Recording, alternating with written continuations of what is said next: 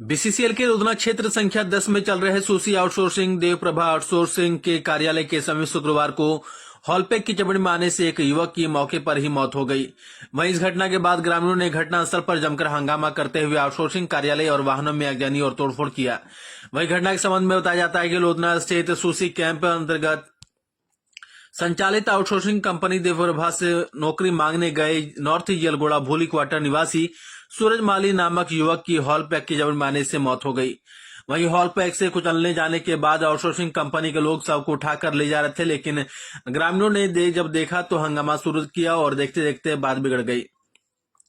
वहीं इस घटना की सूचना मिलने के बाद विधानसभा मानसूत्र सत्र में शामिल होने रांची गई झरिया विधायक पुण्य सिंह देर रात घटनास्थल पर पहुंचकर बीसीसीएल और आउटसोर्सिंग कंपनी प्रबंधन से मृतक के परिजनों को मुआवजा देने की मांग की। वहीं इस मामले को लेकर जोड़ापोखर थाना परिसर में वार्ता हुई, जो देर रात तक चली, जिसमें मृतक की पत्नी को 20 लाख रुपए मुआवजा के अलावा मृतक के आश्रित बच्चों को पढ़ाई का खर्च के साथ साथ एक आश्रित को नियोजन देने पर सहमति बनी। वही वार्ता में झरिया विधायक पूर्णिमा निरय सिंह के अलावे जनता मजदूर संघ के हर्ष सिंह सिंदरी, एसडीपीओ भूपेंद्र प्रसाद राउत, अंचल अधिकारी राम सुमन प्रसाद, जोड़ापोखर झरिया लोधना ओपी प्रभारी के साथ साथ बीसीसीएल और आउटसोर्सिंग प्रबंधन के लोग मौजूद रहे। हम आरती है सर, हम वो मेरा भाई है, बड़ा भाई है। क्या घटना घटी थी? मेरा भाई जैसे उधर से आ रहा था और कौन सी के मेरा एक भाई था, वो आवाज मारा कि रुक उधर मत जा। और जैसे मेरा भाई पीछे पलट के उसको देखने लगा, उधर से गाड़ी लेके आया, हाथ मार रहा रोकने के लिए, गाड़ी वाला नहीं रोका। और वो जैसे पीछे पलटा, उधर से गाड़ी आके डायरेक्ट किस पे चढ़ा दिया। और चढ़ा दिया, मेरा भाई उधर से दौड़ के आ रहा था और इतना काम किया कि गाड़ी में जानते उसको क्या किया, कमल में लपेट के ऐसे ही खून टपकते जा रहा मेरा भाई का, और गाड़ी में लेके उसको चला गया। मेरा भाई आवाज मार रहा है लेकिन मेरा भाई कोई नहीं रोक रहा है। और नहीं हुआ 3 बजे से बोल रहा है कि आ रहा, लेकिन अभी तक मेरा भाई भी नहीं आया। और प्रशासन जो है वो लाठी चार्ज कर रहे हैं। कैसे मारा और लेडीज पर जो एक जेंट्स है वो मेरा बहन को धक्का मार के और ईटा फेंक के इसको मारा है। प्रशासन मारा। और हेमंत जी का बोले हैं कि आधा घंटा में आपका भाई आ रहे हैं। आधा घंटा करते करते जानते इतना रात हो गया। वो अपना घर में चुपचाप भाग गए। अब एलवी सिंह भी था, वो भी पीछे भाग गया, सब भाग गया। क्या करने आए थे? मेरा भाई को फोन करके बुलाया था भैया, नंदलाल मुखिया के बेटा चिंते हैं ना हेमंत को, वो फोन किया, देखिए सब प्रूफ है, फेंका ले भैया। और लेके आया फांसी करवा के। हम गाड़ी जब हम हाथ मारेंगे, अब गाड़ी चलाइएगा तो इतना होश में नहीं है कि हम रोकेंगे गाड़ी, लेकिन गाड़ी नहीं रोका भैया। और उसके बाद में जानते हैं आया डायरेक्ट उधर से गाड़ी चढ़ा दिया। अब मेरा भाई से 30,000 रुपया मांग रहा था घूस कि 30,000 दो तब नौकरी होगा। मेरा सब भाई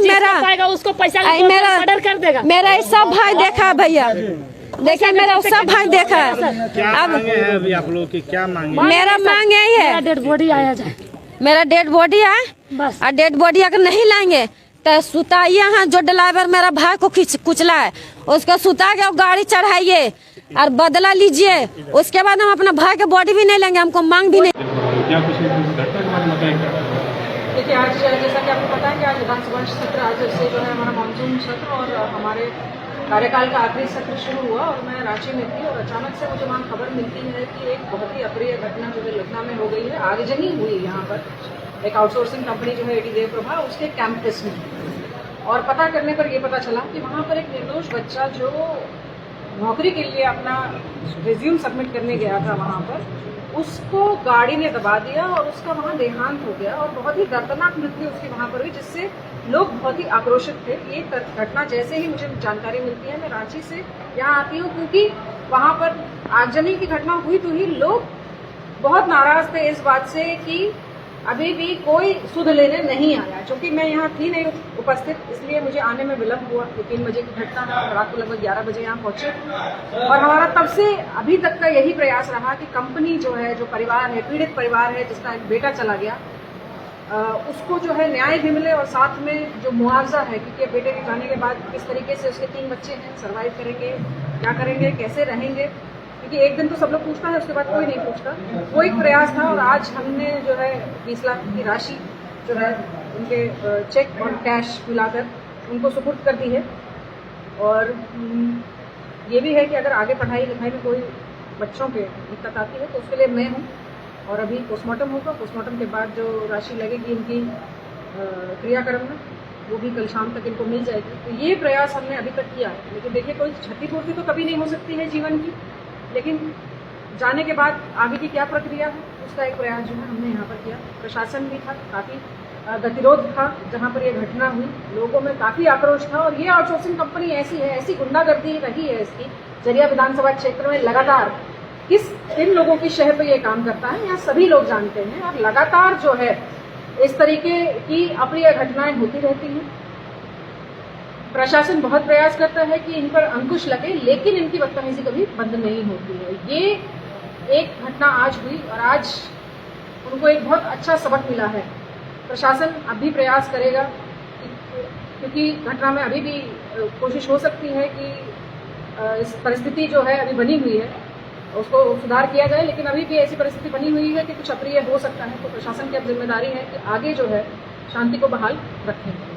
पूजा सिंह पे लगातार आरोप लग रहा है, पिछले मोहनीबाग में घटना घटी थी, वहाँ भी आरोप लगा था, यहाँ भी आरोप लगा। नहीं, इस आउटसोर्सिंग कंपनी और इसके जो भी हैं वो लोग के ऊपर आरोप आज से नहीं लग रहा है। आप देखेंगे तो जब से ये झरिया में आए हैं इन्होंने सिर्फ झरिया को बर्बाद करने का प्रयास किया है। ऐसा नहीं है कि ये कोई एकमात्र आउटसोर्सिंग कंपनी है, मुझे लगता है और बहुत सारी कंपनियां हैं, लेकिन इस तरीके की परिस्थिति कोई उत्पन्न नहीं करता। ये लगता है कि ये किसी के एजेंट हैं, जानबूझकर जो है झरिया को डिस्टर्ब करने के लिए काम करते हैं। किसके एजेंट हैं, कि किसके लिए काम करते हैं, आज तक ये समझ में नहीं आया है।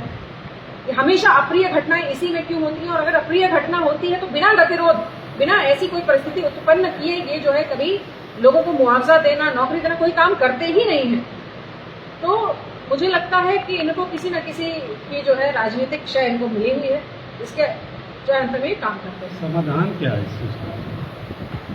समाधान जो हमारे केंद्र में प्रतिनिधि हैं उनको भी समाधान करना है। कोयला मंत्रालय हमारे अंडर में नहीं आता है, समाधान तो हो जाना चाहिए था। कल कोयला मंत्री आए थे, लेकिन आप देखिए कि कोयला मंत्री को तो किसी से मिलने ही नहीं दिया गया, पत्रकार लोग भी नहीं मिल पाए, दूर से देखे फोटो खींचे और चले आए। तो इस तरीके से समाधान कैसे निकलेगा?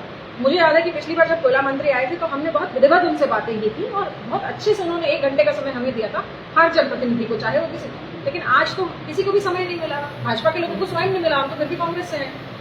तो जब तक आप बैठ के बात नहीं करेंगे और शिकायतें जहां पहुंचनी चाहिए वहां तक नहीं पहुंचेंगी तो आप कहां से, आप राज्य सरकार इसके लिए जिम्मेदार नहीं है।